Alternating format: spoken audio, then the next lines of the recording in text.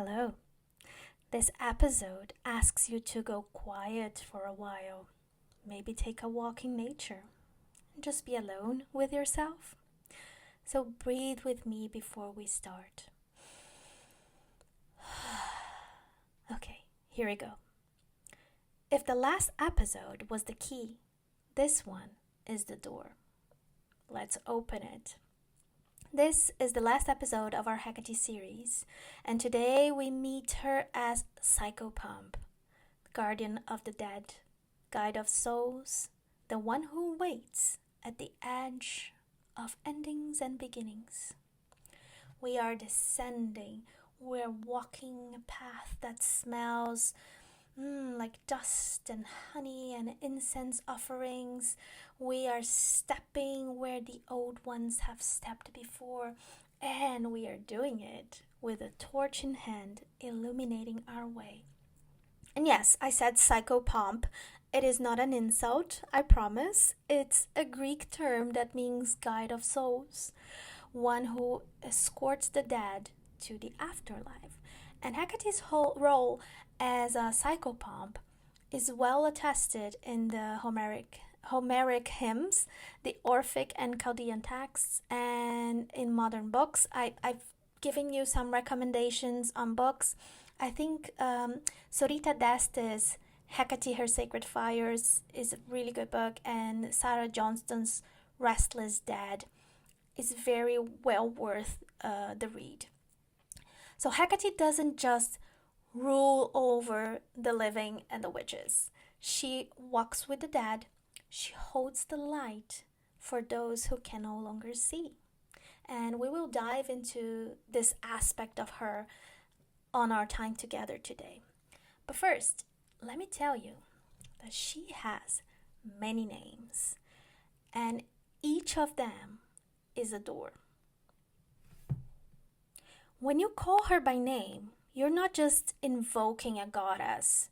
You are calling forward everything she's seen, every soul she's walked beside, every silence and secret that she's keeping for you.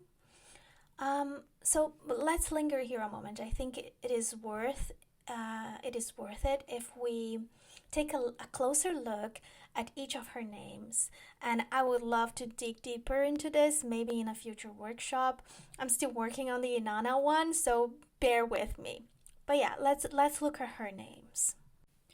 So each of her names reflects a facet of her role in our lives and in myth. Also, let's see if my Greek pronunciation will be good or murderous. Shout out again to my bestie Ophelia for the Greek consultation. All mistakes are mine. So, we have Hecate and Odia. She walks the roads, especially the crossroads where choices and fate intertwine. Crossroads were places of both reverence and fear in the ancient world, and offerings were left at three-way junctions in Hecate's honor. Meals for the goddess were left there. And she's the one that I talked about in our first episode of the Hecate series. She was always watching, always waiting at the bend in the road. Then I told you on the second episode, I told you about Hecate Kleidouros, the key bearer, keys to unlock the unseen, the inner sanctums of soul, of memory, of grief, of awakening. Hecate is the key holder who knows which doors should open and which must remain closed until the seeker is ready. Then we have Hecate Chthoniia. She's of the underworld. She's of the fertile soil, and she's very feared from below the earth. So this name connects her to the ancestral dead, the bones beneath our feet, and that richness that comes from decay. So to invoke her as Chthoniia is to recognize that life and death feed one another, and that our roots usually lie in what has been buried, that is, our ancestry, looking at ancestry. Then we have Hecate Phosphoros, the light bringer. Not to be confused with the morning star, though sometimes the symbolism may overlap in some scriptures. But her torch shows what we couldn't see or didn't want to see. She lights the path, yes, but she also burns away everything. That fog of self-deceit that we sometimes have. Her light is a reckoning of knowledge and truth. Then we have Rimo, which means the terrifying one, the angry one. She's the one that Medea invokes in her story. And it likely it stems from a Greek verb that means to roar or to thunder. And in the Orphic and the Elonesian traditions, Vrimo is sometimes associated not only with Hecate but also with Persephone and Demeter, in their facets of death bringing. And as Vrimo, Hecate becomes a fearsome initiator. She is a presence that roars through silence. She's a goddess of thresholds. She does not flinch. She does not hesitate. And to call her Vrimo is to invoke the aspect of Hecate that tears illusion apart so something real can begin. The real work can begin. Okay, then we have Hecate Proprilea. She who stands at the doors or at the gates in ancient temples and also in houses. She marked the threshold, the sacred boundary. So she was in the homes as well. In some traditions, small shrines or altars were placed above the doorways of houses, and offerings were left to her at the threshold, especially during her festivals, during the dark moon rites. This was not only meant for protection, but also as a gesture of respect to this goddess who governs entry and exit, beginnings and endings. So to call her Proprilea is to name her the one who governs the things that may cross between realms, that may enter your house. Not just life and death, but all states of being. She's kind of like a filter of permission. What enters your life and what must not enter, must stay behind. Beautiful. Then we have Hecate Sotira. This name means savior in Greek, and it speaks to Hecate's power to liberate, to cleanse, to protect. And in late antiquity and in mystery traditions, she was invoked as this guardian who could guide souls to safety. So Sotira is the one who helps you break spells and curses, enables you to cross thresholds and reclaim things for yourself. Then we have Hecate Nycteria, the one who is of the night. She is the darkness. Nycteria is the one who sees in the stillness of the dark, the one who watches when the world is asleep. And so to call her is to name this knowledge that wisdom lives in the shadows. Then we have Trioditis, the three ways. She governs the liminal, where time folds in on itself. She is what we modern witches would refer as maiden, mother, crone, all women at once. This is not a term from antiquity, it's a modern term. But she is a goddess of time, of identity, of cycles. She's a guardian of thresholds, of moments of change.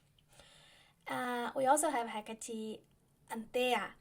And I would say that that facet of her lives in the synchronicity of life. She's the one who confronts you, getting in the way of like finding you, not a confrontation, but in finding you. So this name speaks of presence, of being direct, to encounter. I think that's the word, to encounter you. She doesn't send signs, she is the sign. She's that dream that keeps coming back, those whispers that should be a roar, intuition. She's the goddess who locks eyes with you just before everything changes in your life. Powerful. And then we have Anasa Eneri, the Queen of the Dead. And this title was given to her in necromantic invocations. She rules over restless spirits, over ancestors and ghosts, people who are in the in-between. It's not about fear of death or for putting or shunning death away. It's about tending to death, gathering, not letting things be forgotten once they're dead. I like to call her the Archivist of grief, the Midwife of endings. That's how I see this facet of Hecate. And I believe that when you call her by any of her names, you are not just invoking a goddess, you are calling forward everything that she has seen, everything that she has to offer, every power she offers. Well, where does she keeps this power, right? Where do we find her? Not always in scrolls of antiquity texts or altars. Sometimes we can find Hecate's power in animals, or in omens, in our own presence, our intuition. And there is a little creature. There's a creature that slinks beside her, barely making a sound. A weasel. Yes, a weasel. Do not laugh, do not laugh.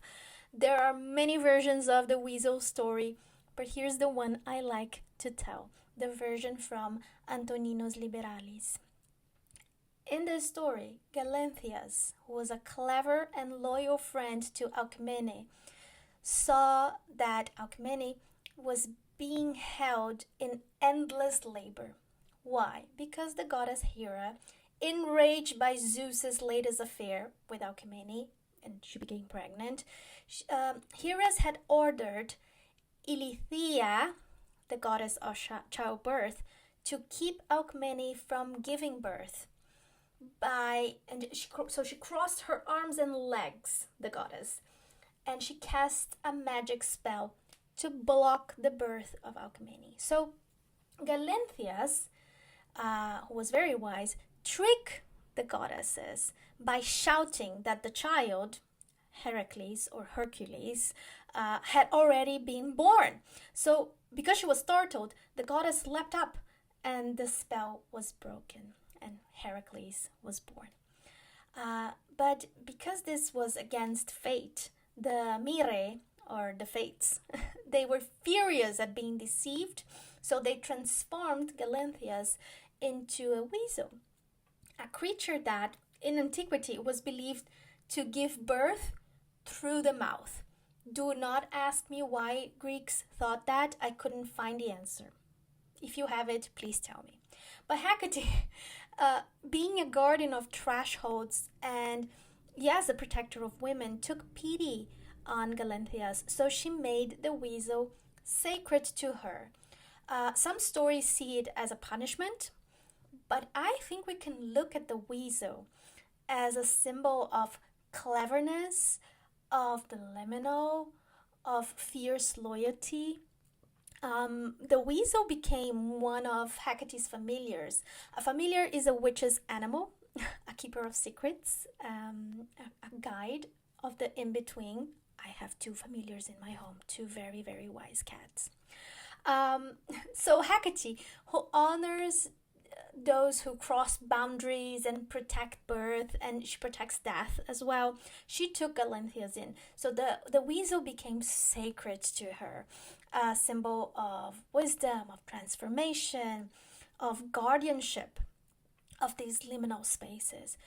And there's a story that says the weasel was once a witch that was transformed, but that's what they call midwives, right? In many ways, midwives, women who have knowledge, they're witches.